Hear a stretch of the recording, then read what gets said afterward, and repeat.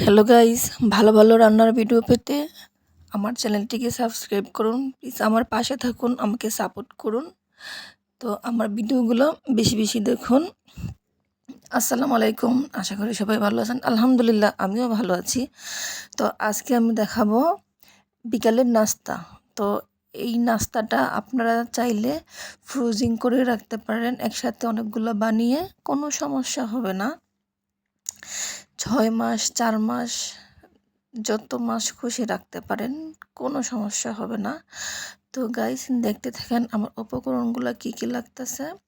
আমি নিয়েছি half KG solid মাংস, চিকেন। তো এখানে আমি 1 পিস আলু, 1 পিস গাজর কুচকুচ করে কেটে নিয়েছি। তো এটাকে আমি রান্না করে নিব আগে। তো চুলাতে আমি প্যান বসিয়ে দিলাম। তো প্যানে একটু তেল দিয়ে পেঁয়াজ কুচি দিয়ে দিলাম। তো পেঁয়াজ কুচি দিয়ে একটু নেড়ে চেড়ে শুকনো মশলা দিয়ে দিবেন, আপনার এলাচ, দারচিনি, জাস্ট মানে শুধু ফ্লেভারটার জন্য। যখন আপনার প্রয়োজন শেষ হয়ে যাবে তখন এটা উঠায় ফেলে দিবেন, এটা রাখা দরকার নাই। কারণ আপনি মাংস রান্না করবেন বা যাই রান্না করবেন, যদি পারেন যে মাংসটা কষানো হয়ে গেছে তখন আমি উঠাইয়া মশলাগুলো তখন জল দিয়ে দিব, দেখবেন মানে ফ্লেভার থাকবে কিন্তু মশলার যেই বাজে একটা স্মেল এটা থাকবে না। তো এখানে আমি একটু রসুন বাটা, একটু আদা বাটা দিয়ে দিব, কারণ যেহেতু চিকেন মাংসের মশলা দিতে হবে। তো আমি দিয়ে দিলাম। তো ভালো করে একটু কষিয়ে পানি দিয়ে দিয়ে আর একটু কষাতে হবে। তো আমি একটু পানি দিয়ে দিলাম, পানিটার সাথে মশলাটা ভালো করে কষাতে হবে। কষানোর পর এর মধ্যে দিয়ে দিব,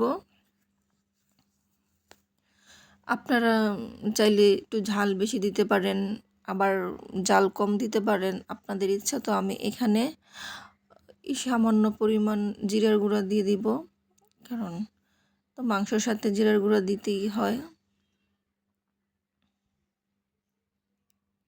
তো ভালো করে নেড়ে চেড়ে নিতে হবে। নেড়ে চেড়ে নেওয়ার পর আপনারা এখানে অ্যাড করবেন হলুদের ফাঁকি, তারপর মরিচের ফাঁকি, তারপর ধনিয়ার ফাঁকি, তারপর হচ্ছে লবণ। তো এগুলো একসাথে মিক্স করে আবার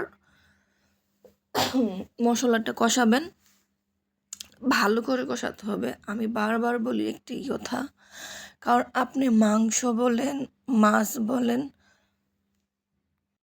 কারণ মাংসের মশলাটা কষাবেন আর মাছ রান্না করলে তখন তরকারিটা ভালো করে কষাতে হবে, তাহলে দেখবেন খাবারে কোনো মানে হবে না, একদম পারফেক্ট টেস্ট আসবে। যারা বলেন যে আমি রান্না করতে পারি না, তাদের জন্য একদম সহজ একটা টিপস। একটু সময় নিয়ে কষাবেন, আপনার ঘন্টার পর ঘন্টা কষাতে হবে না। আপনি 10 মিনিট কষান, তো এর মধ্যে 5 মিনিট অ্যাড করে দিলেন। তো অ্যাড করে দেওয়ার পরে এই 15 মিনিট কষালেন, দেখবেন জিনিসটা ভালো হয়, মশলাটা গাঢ় হয় বা তরকারিটা একটু ভালো করে হয়। তো আমি এখানে চিকেনগুলো দিয়ে দিলাম। তো চিকেনগুলা মশলার সাথে একটু ভালো করে নাড়তে হবে, যাতে, কারণ আমি এখানে কিমা করে নিয়েছি চিকেনগুলা, তো দেখা গেছে শক্ত হয়ে গেলে আঠালো হয়ে যাবে বা মশলার সাথে মিক্স হবে না। তো আপনারা চেষ্টা করবেন চুলার আগুনটা কমিয়ে দিয়ে মশলাটা চিকেনটা সিদ্ধ হওয়ার আগেই মশলার সাথে মিশিয়ে নিতে। তো আমি তাই করতেছি, দেখেন তারপরও লেগে যাচ্ছে। তো একটু তাড়াতাড়ি করতে হবে, না হলে কিন্তু মাংসটা মানে চিকেনটা জমাট বেঁধে যাবে, তখন হবে না। তো আমি একটু পরিমাণ পানি দিয়ে দিলাম। তো পানিটা দিলে কি মশলাটা আর চিকেনটা মানে মিশে যাবে। তো মিশানোর পরে আমি চিকেনটাকে আবার কষিয়ে নিব। প্রথম তো মশলা কষাইছি, এখন চিকেনটা কষাতে হবে। তো আমি চিকেনটা কষানোর জন্য কিন্তু তাও হইতেছে না, আপনারা মানে চেষ্টা করবেন চুলার আগুনটা নিভিয়ে চিকেনগুলো মিক্স করার জন্য। তো আমি তাই করেছি। তো গাইস দেখেন এখন আমার কিমাগুলো একদম পারফেক্ট শেপে আসছে। আমি দেখেন আমি মশলাগুলো কিন্তু উঠাই ফেলছি, কারণ এগুলো রাখা যাবে না, যেহেতু আমার এটা পিঠা হবে, তো এগুলো রাখাই যাবে না। তো তো আপনারাও চেষ্টা করবেন উঠায় ফেলাই দেওয়ার জন্য। আর শুধু এটাতে না, মাংস রান্না করলে মানে যে বিরিয়ানি রান্না করেন, তারপর রোস্ট করবো এগুলো করেন, তো এগুলো থেকে চেষ্টা করবেন মশলাগুলো উঠায় ফেলাই দিতে। আর আরেকটা টিপস, যারা মানে লবঙ্গ পছন্দ করেন না, জাস্ট দেন যে মশলা দিতে হবে তাই দেন, তো তারা লবঙ্গটা স্কিপ করবেন, কারণ লবঙ্গটা দিবেন না। তো গাইস, এখানে আমি আলু আর গাজর দিয়ে রেখে দিলাম। তো ভালো করে সিদ্ধ করতে হবে, কারণ সিদ্ধ না করলে, ফ্রিজিং করলে আপনার এটা সমস্যা হতে পারে। তো এই জন্য আমি ভালো করে সিদ্ধ করে নেব, যাতে পরবর্তী কোনো সমস্যা না হয়, যেহেতু আমি এটা ফ্রিজিং করব।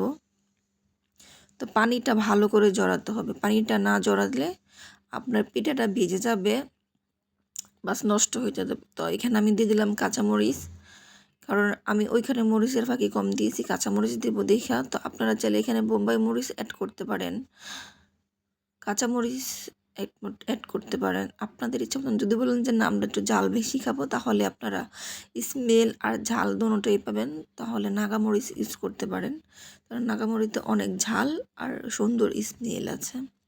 তো আমি বলবো নাগামরিচটা যখন ইউজ করবেন তখন চেষ্টা করবেন মানে কাঁচা দেওয়ার জন্য আর কি। তো গাইস, দেখতে পারছেন আমার এটা একদম জর্জরা হয়ে গেছে, পানি নাই। তো এটা রাখার পরে আরও জর্জরা হয়ে যাবে, কারণ যেহেতু এখানে আলু দাও। তো বাস এটা রেখে দেবেন। এখন চুলাতে প্যান বসিয়ে আপনি চালের আটা দিয়ে গুঁড়া করে নেবেন। এটা হচ্ছে রুটি বানানোর জন্য। তো যেহেতু কুলি পিঠা হবে, চিকেন ভেজিটেবল কুলি পিঠা, তো এখানে পানি দিয়ে দিলাম। পানিটা ফুটার আগ পর্যন্ত অপেক্ষা করতে হবে, দিয়ে দেব লবণ, তারপর একটু হলুদের গুঁড়া, একটু মরিচের গুঁড়া দিয়ে আবার পানিটাকে ফুটাবো। ফুটানোর পর এই পানিতে দিয়ে দিব আমি চালের আটা, কারণ চালের আটার কাইটা হবে আপনার ঠিক নকশি পিঠার মতো। যারা যারা পারেন তারা তারা বোঝেন, আর যারা যারা না পারেন তারা আটা রুটি করেন, আটা রুটি কাই করেন, ওইরকম হবে একদম সফট। তো দেখতে পারছেন গাইস, আমি এখন ভালো করে মিশিয়ে নিব পানির সাথে গুঁড়িগুলা। তো আমার কাই করা শেষ, এখন রুটি বানানোর পালা। তো দেখেন আমার এটা কি সফট হয়েছে। তো রুটির শেপটা দেখেন, কারণ যেহেতু কুলি পিঠা হবে, তো আমি ছোট শেপে করে কেটে নিব। আর রুটিটা একদম পাতলাও না, আবার একদম ভারীও করা যাবে না, কারণ ভারী করলে ভালো হবে না খেতে, আর পাতলা করলে ফেটে যাবে। মিডিয়ামে রাখবেন। তো এখানে আমি বড় একটা রুটি বেলে নিলাম, কারণ এখান থেকে আমি কয়েকটা শেপ করব। তো এখানে আমি একটা ঢাকনার মুখ ক্যাপ ইউজ করলাম, কারণ এটা সুন্দর হবে শেপটা, এই জন্য। তো আপনারাও চাইলে সুন্দর এরকম একটা ক্যাপ ইউজ করতে পারেন।